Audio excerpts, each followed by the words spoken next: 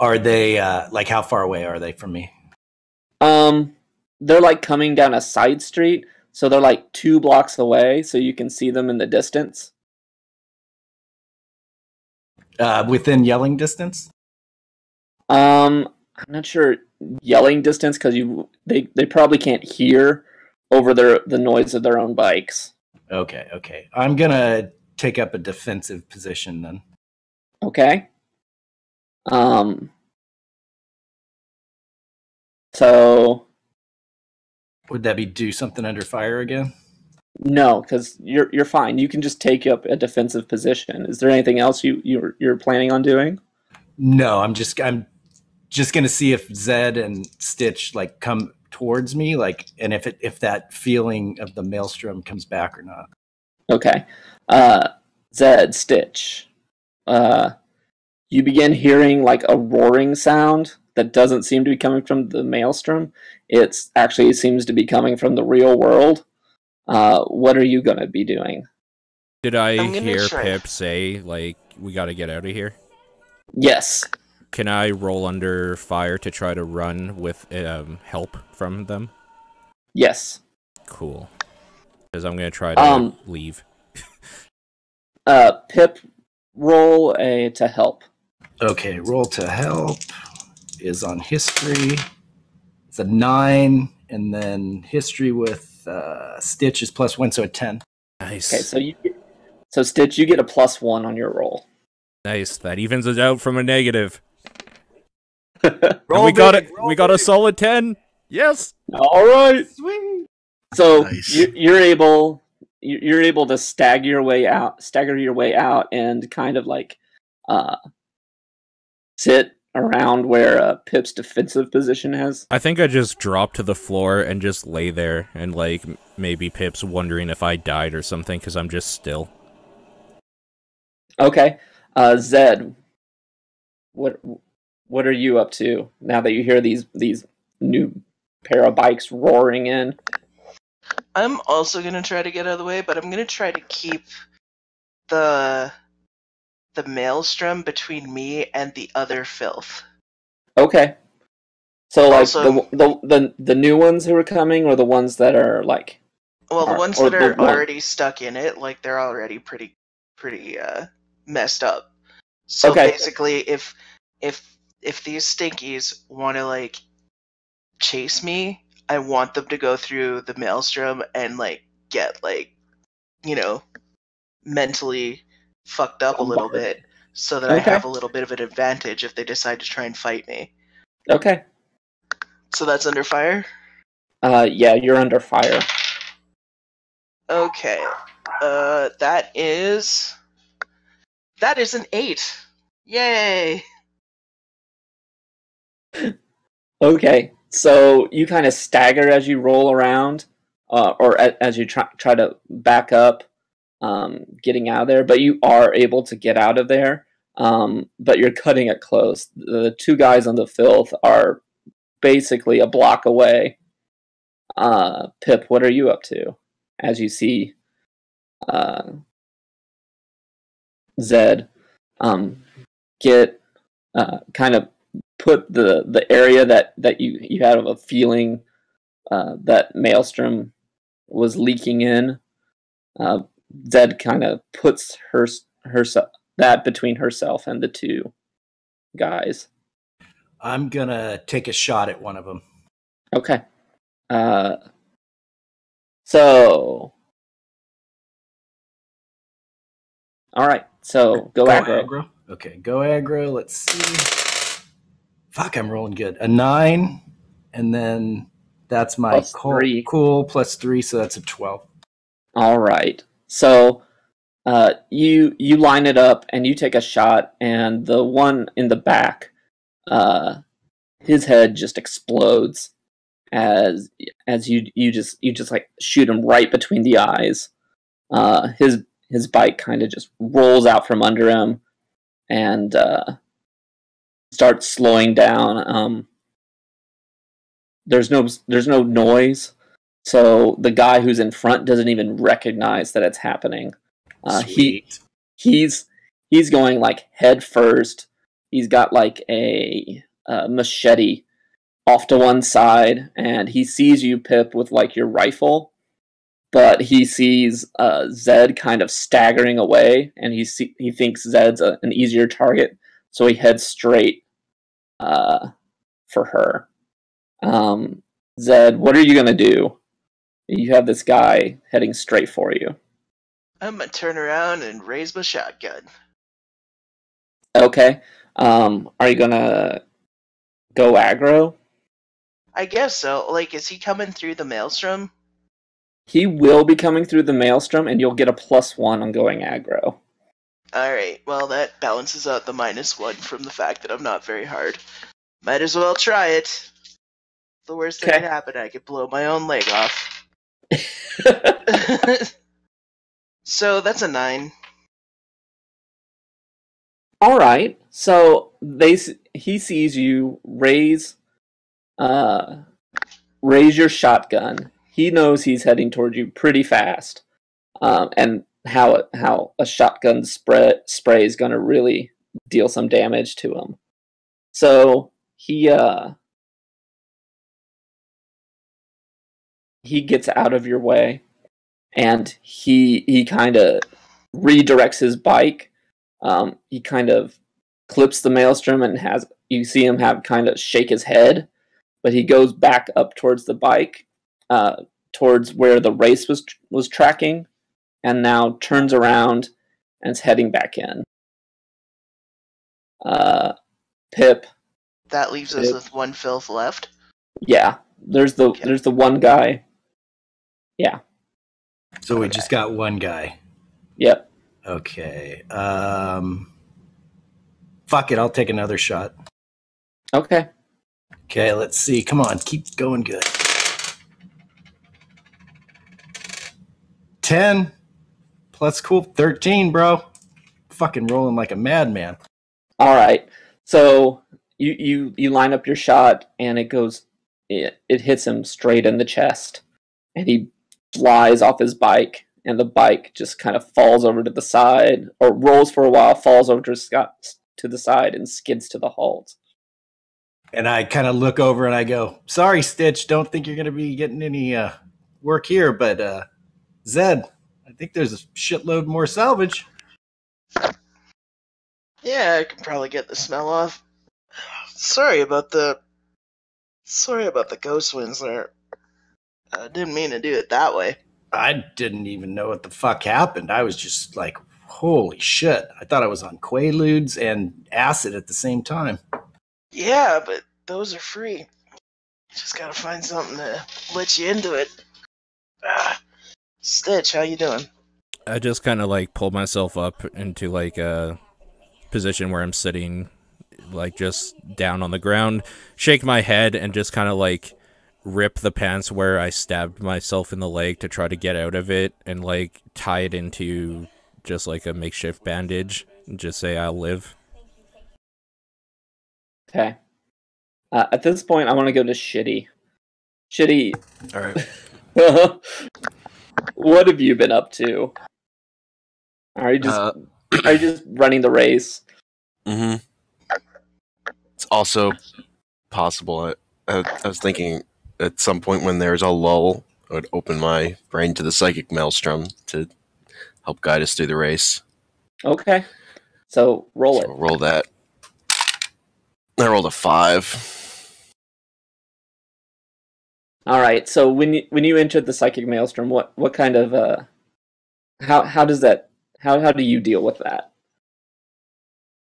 Or so as I just like slow down, and my men know to like keep an eye on me when they see me do it, because like my eyes, they like blow out completely and blood starts dripping from my nose hole. But sometimes I just see the woman in the white dress like appear in front of me, and sometimes she's like normal looking, and sometimes she's all fucked up or just a skeleton sometimes. And sometimes if it goes really bad, then I see myself as like on a boat on a river, and sometimes that's like a beautiful thing, or like sometimes it's like a river of blood or corpses or just body parts with like a sky all red. It depends how it goes with like those variables. Okay, I'm going to say that what's happened is that essentially the road has turned to a river of blood, and you're not. You may be slowing down a little bit, but since the road has become this river of blood, there, like the actual obstacles that are in the road are kind of invisible to you. And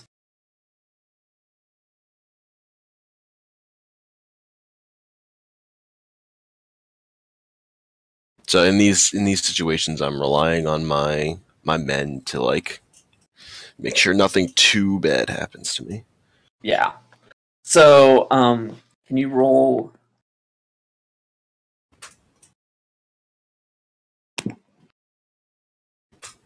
I'm going to say that there's a bit of an explosion in front of you, and you see just what looks like just the river kind of explode in like a fountain of blood.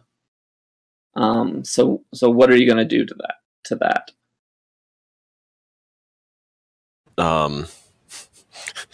Slow down or turn if there's a way to turn off onto a side road or something. Okay. You're doing it under fire, so you're gonna be under fire trying to turn. Okay, so that's plus cool. I rolled a 7, so that's an 8. All right, so you turn on a side road, but since you weren't quite fast enough, you kind of slip, and it doesn't go very. It's not a very smooth turn, and you about fall, but you get on the side road. And are able to, close off yourself to the psychic command. Okay. Okay. So, where are we?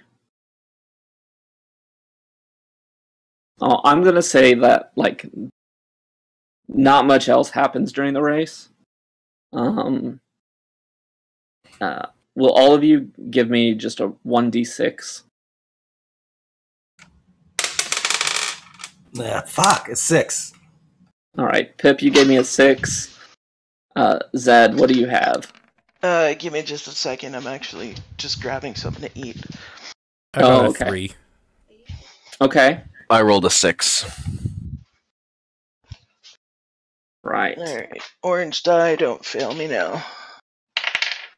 Hey, I got a 6 too.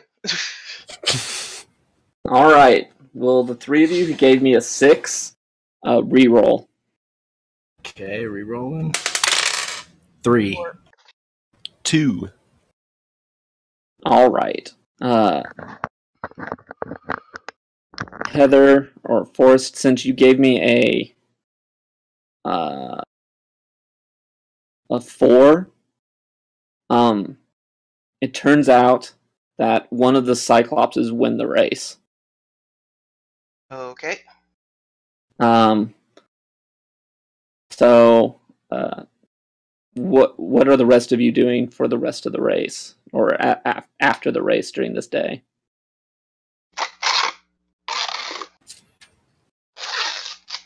As we're going through, and he's Stitch is trying to fix people, and Zed is looking for scraps and stuff. I'm kind of pilfering through the bodies of people to see if I can find anything that's worthwhile or barter or anything like that. Okay. You'll find oddments total worth about 1 barter by scavenging. Cool. And the thing that Pip likes is any kind of jewelry. So tell me what kind of jewelry I find. So you find some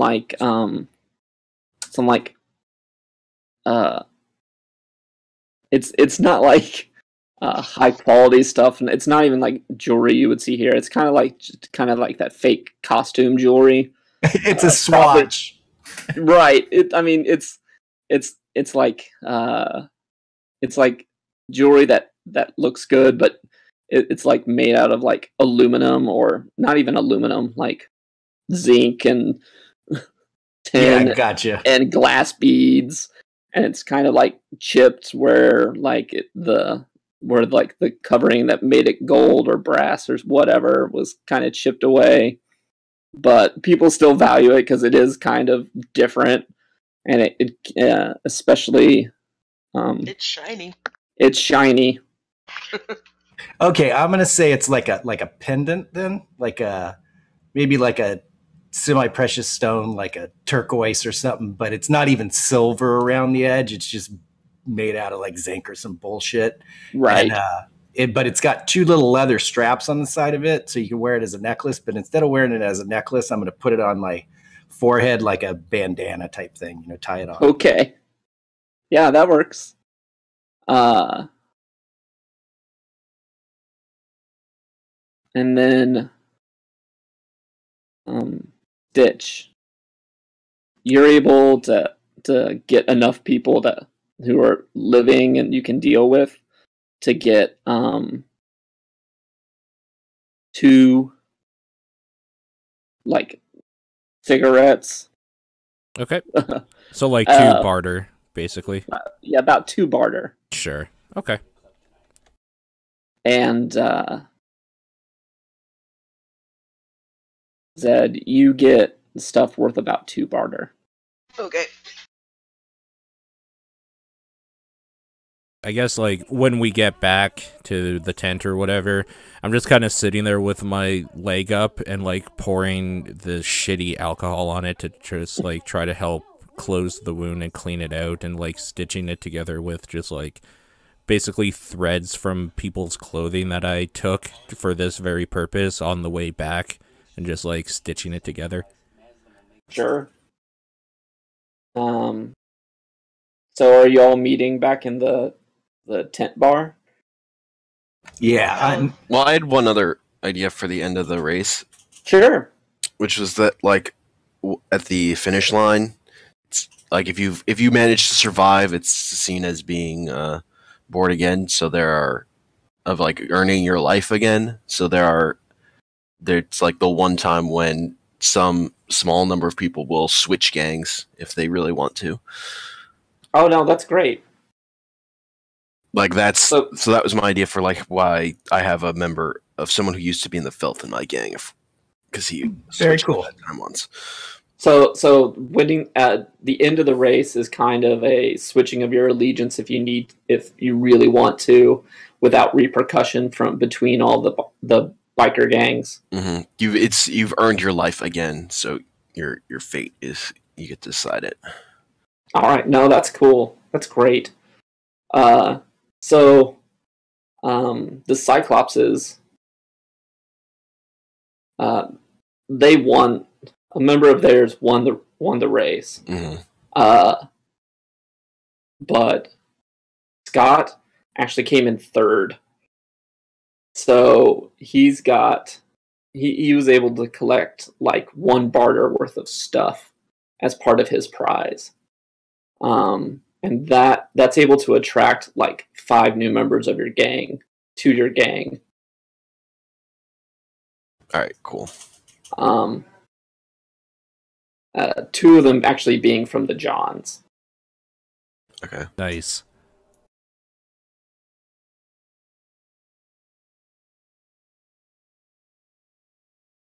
So does the gang leader have a say in who joins, or is it just kind of like, I decide to be part of your gang, oh, okay, I guess, sort of thing? Like, well, I mean, yeah, you have a say, but you have like 5 people wanting to join. 2 of them are from the Johns. Yeah. The gang leader more like determines the rules. So like, so you're just like the going fodder, to follow, basically. Anyway. Yeah. Like, even if you have a piece of trash, you like that there's another guy that's going to follow by your rules and die for you. Mm.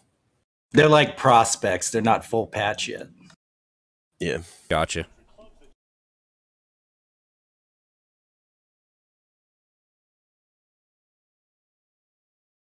All right. So I I'm assuming the rest of it's a party. But like 25 of about, of all the people who were actually in the race, 25 of them are dead and wiped out now, and countless others were injured. I'm gonna walk up to Scott, and I reach in my little bag of stuff, and I have like one of those old like ribbons you would get like at school, like in elementary school, the ones that are like handmade that says like "You're a winner," and I like stick it on his chest, and I go, "Good job, good job." Yeah, Scott's so proud right now at this moment because like he actually accomplished something.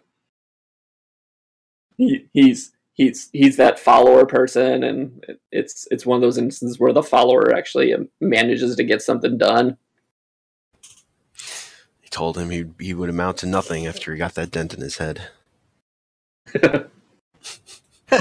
I just picture Scott like looking over at you, ShitRon, just like expectingly, like, so did I do good? I just say to everyone, we are all rowing the boat of fate. The waves keep coming, and we can't escape. God damn it! Shit's fucking deep, man, deep.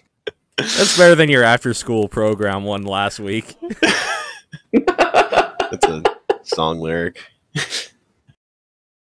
Scott scratches like the dent in his head because it's kind of a bad habit of his, and he's just like, whatever. Yeah, that sounds about right. I think we're all kind of just like, whatever. Gary's kind of pissed at Scott, but he'll get over it. Does the bar have like any like top shelf like alcohol that's expensive? Fleece might be able to know where he can get some. So I'm going to ask Fleece. I'm going to say, hey, this is kind of a, third place, if you ain't first, you're last, but still third's okay. So, and I take the barter thing, the headband off, and I go, I want to get the best bottle I can get for this. All right. Roll plus barter. Okay. Where's the barter? I'm sorry? Like, is barter? It's Oh, okay, I see it. If you're charging wealthy services, no, okay. So barter moves are like you can give one barter to someone, but with strings attached, it counts as manipulating them and hitting them with a roll of 10. But I'm saying you make known you want a thing and you drop jingle to speed it on its way. So you're rolling +1 because that's how much barter you're spending. Okay. Here we go. 7. All right.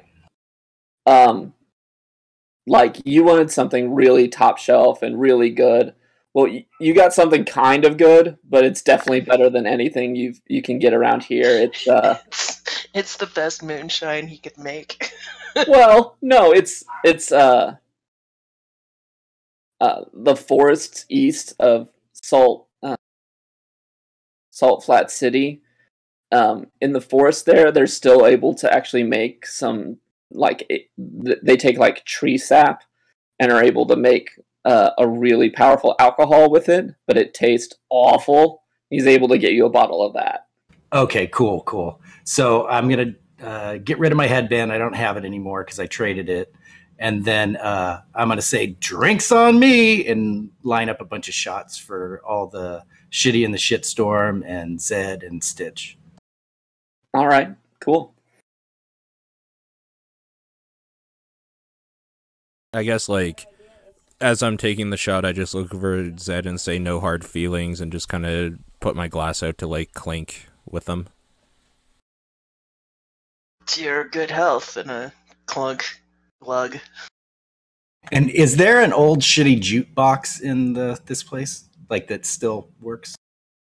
Like, there's, like, a record player that you have to wind up because it doesn't have any electricity here. Okay, so I walk over to the record player and I like crank it up, and I look down, and there's only one, record in the whole place, and it starts playing, and it's all warped to shit, and it's it skips like after like a minute. It just starts skipping, and it just keeps saying, "I drink Fernet because I'm in love anymore. I drink Fernet and I'll never be the same again." Okay. But like all slowed down because it's hand cranked, so it's just like almost like a ballad more than anything else. Like it starts off all poppy, and then about after 5 minutes, it's like, "I drink Fernet," and it just like Barry White. Yeah, it goes just down. Fernet. Exactly. That's another inside Vip chat joke.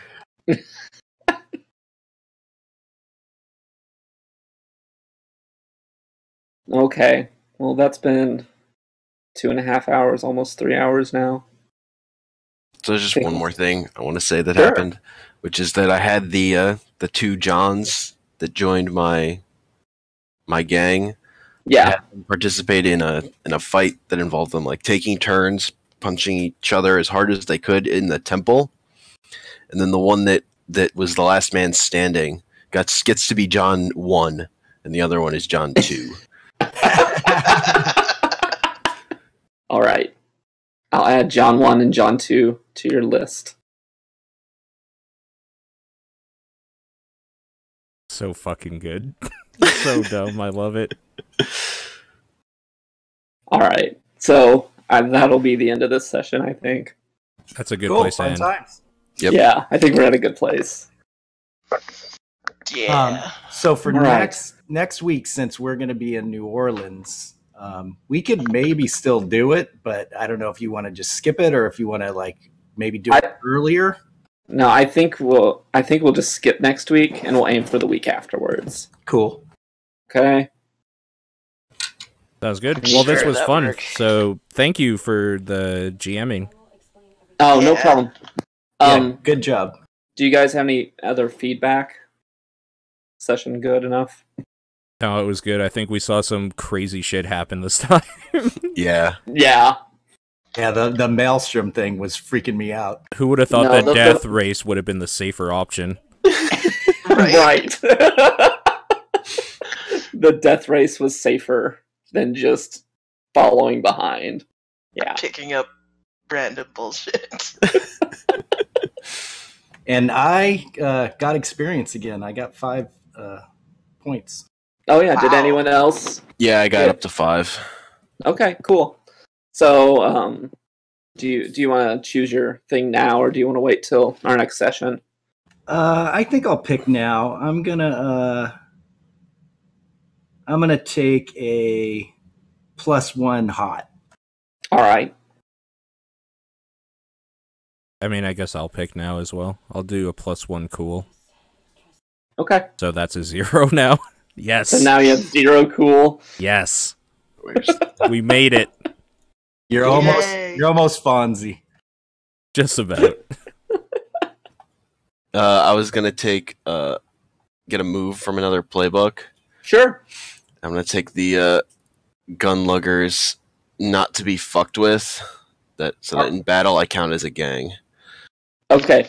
So Nice. not only do you have a gang, you alone are a gang. Amazing. Sweet.